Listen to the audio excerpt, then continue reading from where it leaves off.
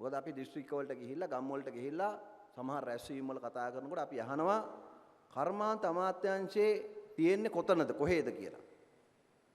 අත උස්සන්නේ ඊටම අතලොස්සක් දෙනේ. නමුත් අද තත්ත්වය ඒක නෙමෙයි. අවුරුද්දක් ආපසු හැරිලා බලනකොට අපේ රටේ බොහෝ ව්‍යවසායකින් බොහෝ කර්මාන්තකරුවන් Tamanට කර්මාන්ත අමාත්‍යාංශයක් තියෙන බව දන්නෝ. මං හිතන්නේ පහුගිය අවුරුද්දෙම අපි ලබාපු ලොකුම ජයග්‍රහණය ඒක.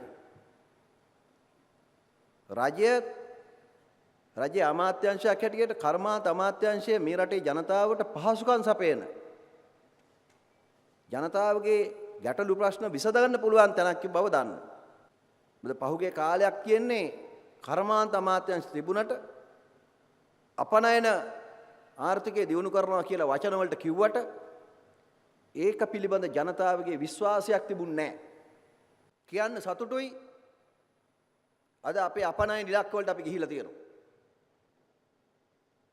විදේශ ආයෝජන වලින් අපි පොහොසත් වෙලා තියෙනවා. අපි සම්පූර්ණ වෙලා නැහැ. හැබැයි අපි අපේ ඉලක්ක කරා ගමන් කරමින් ඉන්නවා. අපි අපේ අමාත්‍යාංශ කාර්යභාරය පිළිබඳව ජනතාවට විශ්වාසයක් ඇති කරලා තියෙනවා. ඒක අපේ සාර්ථකත්වයක්. විශේෂයෙන්ම අවිශ්වාසය ජනිත වෙච්ච තැනක අවිශ්වාසය තහවුරු වෙච්ච තැනක විශ්වාසය පැල කරන එක අමාරුයි. අපිට සිද්ධ වුණේ එහෙම දෙයක්. හොඳට විශ්වාසය තහවුරු වෙච්ච තැනකට තව විශ්වාසය එකතු කරන්න නෙමෙයි. ජනාධිපතිතුමාට අපේ කැබිනට් මණ්ඩලයට අපේ පාර්ලිමේන්තුවේ අපේ කණ්ඩායමට අපේ ආණ්ඩුවට සිද්ධ වුණේ අවිශ්වාසය තහවුරු වෙච්ච තැනකට විශ්වාසය ගේන්න. අද කිසි කෙනෙකුට කියන්න බෑ රාජ්‍යයේ පෞද්ගලිකාංශය අතරමං කළා කියලා. රාජ්‍යයේ ව්‍යවසායන්ට පහසුකම් සලසන්නේ නැහැ කියලා. අපි අරගලයක ඉන්නේ. අපේ අරගලය තමයි වැඩියෙන් රජයේ පහසුකම් පෞද්ගලිකාංශයට ව්‍යවසායකින්ට ආයෝජකින්ට ලබා දෙන එක. ඒ වෙනුවෙන් අපි තුලම අරගලයක් කරගනිමින් ඉන්නවා. මේ තියෙන බාධාවන් ඉවත් කරන්නේ කොහොමද? අද අපේ කර්මාන්ත ආරම්භ කරන ආයෝජකින්ට තියෙන ප්‍රධාන ප්‍රශ්නයක් රටේ ඉඩම් ප්‍රශ්නේ. ආයෝජන වලට ප්‍රමාණවත් ඉඩම් නැහැ. අපේ අමාත්‍යාංශයේ අද දිස්ත්‍රික් ලේකම්තුමන්ලත් එක්ක ප්‍රාදේශීය ලේකම්තුමන්ලත් එක්ක අපේ රජයේ ඉඩම් සම්බන්ධ ආයතනත් එක්ක LRC එක මහවැලි අධිකාරිය අනිකුත් අමාත්‍යාංශ ආයතනත් එක්ක අපි ලොකු අරගලයක ඉන්නවා කර්මාන්ත සඳහා වැඩියෙන් ඉඩම් වෙන් කරගන්න. ජාතික ජනබලවේගයේ මේ රටේ බලයට ගෙන ආපු ජනතාවගේ බලාපොරොත්තුව Tamanට ඉදිරියට යන්න තියෙන බාධා ඉවත් කළ දීම. දේශපාලන වශයෙන් තියෙන බාධා ඉවත් කරන එක. පරිපාලනමය වශයෙන් තියෙන බාධා ඉවත් කරන එක. නීතිමය වශයෙන් තියෙන බාධා ඉවත් කරලා නව ආර්ථික දැක්ම රටේ ක්‍රියාත්මක කරන එක. දේශපාලන තලයේ අපට චෝදනාවක් නැහැ.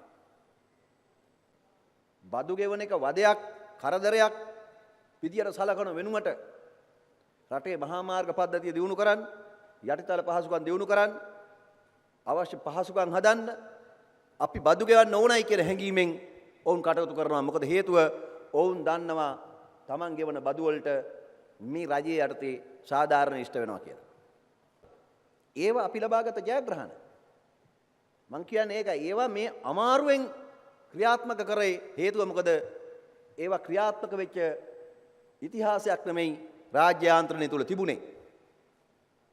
මම මේ අවුරුද්දක කාලය තුල දැකපු මගේ අත්දැකීම තමයි අපේ අමාත්‍යාංශයේ සේවාවන් ලබා ගන්න හැම කෙනෙක්ම ඒ නෙට්වර්ක් එකට ආවට පස්සේ ඒ ජාලයට ආවට පස්සේ ඊටාත්ම පහසුවෙන් ඒ තමන්ගේ කටයුතු කරනවා. තමන් හොඳ කම්ෆර්ටබල් සෝන් එකකට ආවා වගේ උන්ට හැඟීමක් තියෙනවා. නෙඩා එකේ වෙන්න පුළුවන්, සෙඩ් එකේ වෙන්න පුළුවන්, IDB එකේ වෙන්න පුළුවන්, EDB එකේ වෙන්න පුළුවන්. නැත්නම් කාෆ් කවුන්සිල් එකේ වෙන්න පුළුවන්. අපේ ආයතන ජාලය ඇතුළේ ඉන්න කෙනෙකුට තමන්ට දැනෙන ලොකු රක්ෂණයක් ලොකු පහසුවක්. මේ පුංචි ශ්‍රී ලංකාවෙන් එහාට අපි යන්න ඕන. ජාත්‍යන්තර වෙළඳපොළ අපි අත්පත් කරගන්න ඕන. අපේ මේඩ් ඉන් ශ්‍රී ලංකා සන්නාමය මේඩ් ඉන් ශ්‍රී ලංකා සන්නාමය ජාත්‍යන්තරකරණයට ගෙනියන්න ඕන. ඒ ඔබේ දක්ෂතාවය, ඔබේ හැකියාව, ඔබේ නිර්මාණශීලීත්වය අපි මේ මෙතන දැකපු නර්තනය වගේම ජාත්‍යන්තර වෙළඳපොලේ මිනිස්සු හොයන්න ඕන මේඩ් ඉන් ශ්‍රී ලංකා භාණ්ඩ.